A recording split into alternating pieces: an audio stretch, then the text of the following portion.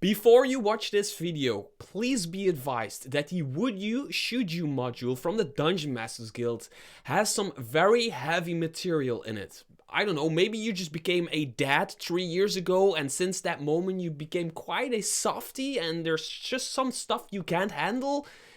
And I'm definitely not talking about myself. Hi there fellow role players and game masters, my name is Mr. Tarosky and this is still your go-to YouTube channel for everything Dungeons & Dragons 5th edition related.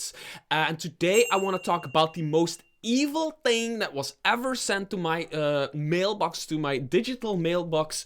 It was sent to me by the creators and it's called Would You, Should You. The elevator pitch is moral dilemmas and ethical quandaries to supplement any adventure, and that is exactly what it is. Now, I've gotten emails.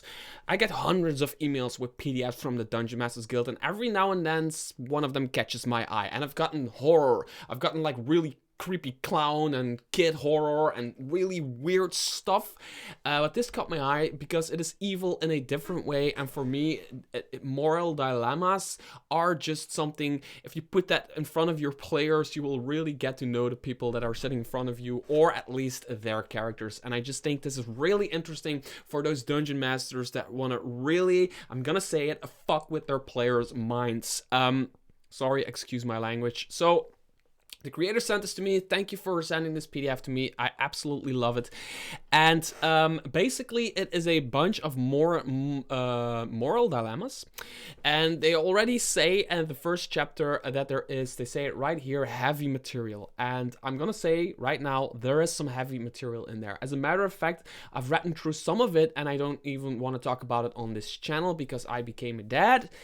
And it's not like evil that it should be punished or something like that. I mean, it's just I cannot handle those subjects for me, for myself, and but it's really great. Just hear me out on this one. Long-term consequences is also very important. The way the creators have written this is really interesting. They give like a very specific moral dilemma in a specific situation that you can put against your players or in front of your players or whatever, and you can put it like that in your campaign. Most of this stuff is just drag and drop into your campaign, but they also give tips on how to steer your players into, or the characters, your party members, into one direction, maybe like the evil direction, how to steer them into the good direction, how to steer them somewhere through the middle. And they also give tips and tricks, and I really like that, on how to make it your own and fit in your campaign if you want to have the same dilemma basically, but with an entirely different flavor. And I'm just gonna talk about two of these dilemmas that I really like, and I'm just gonna talk about how they've written it and why I like it. Because I don't want to talk about this. I don't want to talk about it. I want to talk about Card Crusher. So this is basically I'm always going to have a synopsis of everything. I'm not going too deep into everything, but basically your players stumble on a dwarven mine, and there are dwarves mining for ore or whatever. And the basic premise is that there is this split in the track, but a mining cart is going uphill. And it's going uphill slowly, and it's filled with whatever, diamonds, whatever you want, maybe like gold. It's just a heavy cart, and then suddenly the rope or the cable, it breaks and the cart comes rushing down, and your players are at this split in the road, in the railway, and they see this cart coming straight for them, and they can go out of the way and have the cart move. But they know for a fact that where the cart is going at this moment, there are 5 dwarfs actually working on the track at that point. So you know that if they know that if they leave the cart alone and they just leave it to it, then it will kill at least like 3, 4, maybe even all of the dwarfs that are working on the track. But those are the dwarfs that actually have filled that cart and made it move up. So they are also like a little bit responsible for tying everything up, and if it breaks, it's kind of their responsibility, but also the players and you. Nobody wants those dwarves to die. They're not evil dwarves. They're not like villains or whatever. They're just honest dwarves working for a living and mining in a mine. So your players are like, yeah, great. But they also have the information that If they would divert the card into the other direction, there's a completely innocent dwarf working below in another room, and he is so busy with his work that he won't hear the characters scream.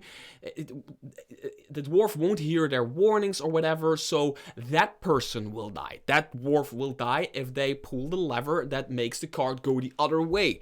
So there is this split-second decision your players have to make. Like in-game, it's split-second. Your players have to make a decision. Do we not pull the lever and kill 5 dwarves, potentially, who were kind of responsible for breaking anyway? Or do we pull the lever and only kill 1 dwarf, right? That's a moral dilemma right there, and I absolutely love to put stuff like that in my game. And what do the players do? And this really... If I would put this in front of my players, they would have a heated discussion probably. And they might try to use magic and all that stuff, but the creators thought about that. First of all of these moral dilemmas, all of these adventures, mini encounters are written for the first tier of play. There's also rules for the second and the third and the fourth tier of play, but I would put this only in front of first tier players. Why? That is because players always, like from the middle of tier 2, they always have a trick up their sleeve to just make nothing of it happen. So if you want something of this happen, like for story purposes, put it in front of tier 1 players, or only if like they already drained a bunch of their resources or whatever, and they can't cause a freaking freezing ray on the card to stop it or whatever, because they always have like tricks up their sleeves that I, as a dungeon master playing for like 20 years, don't even know about. So they have these entire, like, the dilemma. They talk about it, what can happen. Do they kill the 5 dwarves? Do they kill 1 dwarf? It is very well written, and it really makes you think. The way they write it, it really makes you think. But they also talk about long-term consequences, and I really like this. If the party decides to kill the lone dwarf, they find out it was the youngest son of a local dwarven king named Ludvar. Ludvar is nicknamed the Mad due to his propensity to sponsor blah blah blah blah blah blah. Basically, it's a Mad King, and he's going to be pissed off at the players at the party, and he's probably going to have a price on their head and try to hunt them down. That's if they kill the lone dwarf. If they save the one lone dwarf, they might have the complete opposite. They might be invited to the Mad King to have at a feast. And they might be invited to go over there and to celebrate their heroic act of not killing his son. And they might be able to go on adventures for this Mad King and have all kinds of crazy adventures that reward the players in all kinds of crazy ways. That's really cool long-term consequences. And I absolutely love that. They also put it alternative details. And this is what I really like, where they have... for a different campaign, a different setting. For example, in a city, pulling a lever to lower a gate to stop an out-of-control wagon headed for a group of people. So there's this wagon out of control coming off from a hill, street, or whatever, all the way, and there's this big group of people standing somewhere, and the wagon will crash into those people. But there's like, no, there's a goblin in there, or whatever, and he's trying to ride it, or there's a halfling, or somebody's, no, help me, my cart is out of control. And so there's a person on the cart. What do? Do you just let it happen, kill some people from that group, or do you open the bridge so the cart smashes into the bridge and kills the driver? It's basically, in a way, the same dilemma. You kill a group of people, or you kill the lone person. But here is the difference. Here is that the one responsible for this is the lone person, where in my eyes, the one responsible for the first thing is like the group of dwarves, if I read it correctly. If I didn't, I apologize. So there is actually a bunch of these. I don't know how many there are in total, but yeah, there's a bunch of these, right?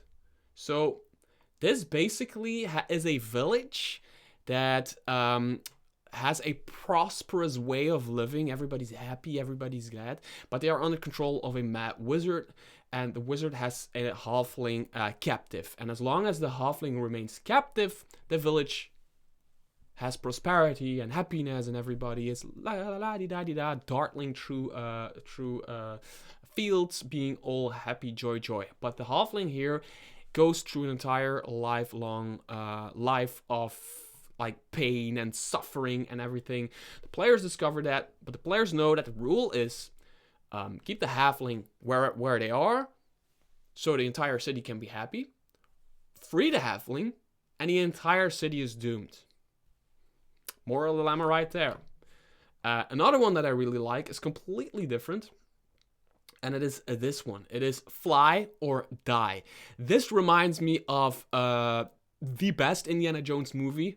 People are going to probably kill me, but I think the Temple of Doom is the best Indiana Jones movie because it's just completely different from the rest. Yeah, I think the Temple of Doom is amazing. So fly or die is basically an evil wizard has grabbed a innocent person. An innocent person is sitting in a cage above a pit of lava. You know where I'm going with this, right? So there is this cage above a pit of lava inside a volcano. There is this lair inside a volcano. And there's this room, square room, and there's a circle in the middle that is an opening, and this cage can be lowered into this volcano for that one person to die as some sort of, I don't know, could be some sort of ritual for an evil god or whatever. And so the person is being lowered.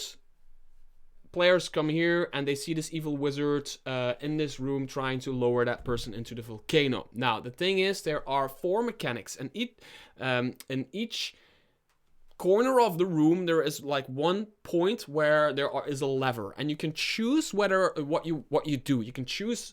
All the levers need to be in the same direction, by the way, for it to work. If they are in one direction, the cage will stop. Right? But there will be a door in the ceiling that opens, and the wizard who has cast fly on themselves can fly out and be evil somewhere else. And your players can probably, because they're tier 1, tier 2 players, they cannot fly.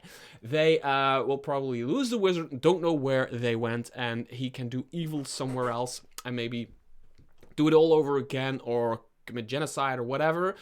If you pull it in the other direction, then the cage is lowered, you kill the NPC, right? But the door won't open, so the wizard stays inside, so the players can kill the wizard. So do they go for the short-term good or the long-term good, basically? Do they save the NPC, free the wizard, the evil one, the evil guy?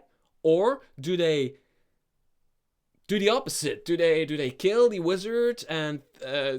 No, you know what I mean. So the choice is basically save the NPC and let the evil guy go, or kill the NPC, but you're also able to potentially kill the wizard because you're able to fight them, which is a really cool way of introducing a villain. If you want to introduce a villain, this could be a really, really cool way because your players might be inclined, they're like tier 1, they still want to do good, so they might be inclined to like stop it from happening, but then the evil guy flies off and he becomes like the main bad guy of the campaign. Your players are going to try to find them and kill them.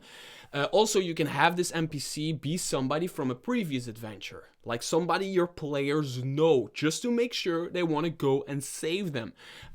Because if it's just a random NPC, chances are there's always a bunch of people in your party who are just kill the NPC. I don't care about the NPC. So it's up to the dungeon master to make the party care, which I absolutely like, and I personally am very good at. So I really like this kind of stuff. Also, since the 4 corners all have like one mechanism that needs to be in the same direction for anything to work, it spawns a discussion. Probably it's gonna spawn a discussion, and I like that. I like that the players potentially can get into some sort of like a heated discussion, like what do we do? And I don't know, you as a dungeon master might even have like an alarm clock that takes like for 1 minute, and you just press it, put it on the table, and be like, I need an answer within 1 minute. And everybody's like, we do this, we do that. No, we can't kill the NPC. Yes, we have to kill the NPC. We have to kill the NPC so we can kill the wizard. No, we have to save the NPC. Let the wizard go. We'll find them.